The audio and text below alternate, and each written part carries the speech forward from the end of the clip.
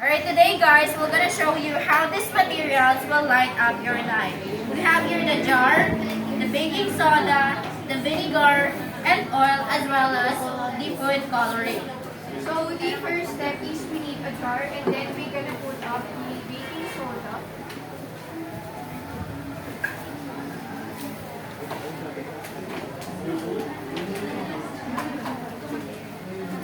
And then we're gonna pour some oil into the baking soda.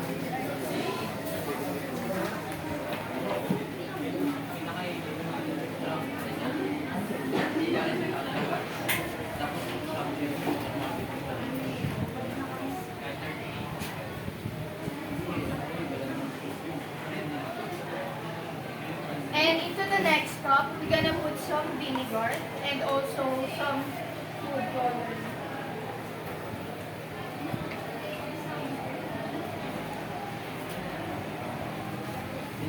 And put at least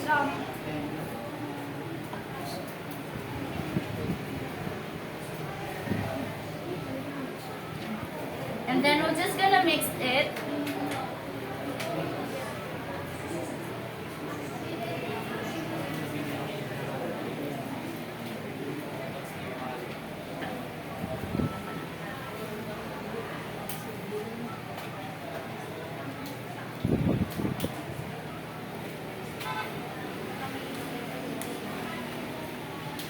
and then lastly we're gonna put the vinegar and oil. And lastly we're gonna put the vinegar and the food coloring into the oil with some baking soda. And let's see what's gonna happen. By the way guys, this actually requires a flashlight. But if you don't have a flashlight, you can just use your phone. And you're just gonna put this jar in the top of it.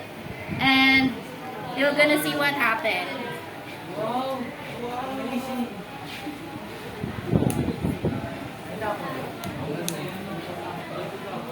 So it's actually like a lava lamp. So, why would happen? Because the changes of density as the gas is added or taken away from the water, cause it float it up and sink it down through the oil. That's the lava lamp created.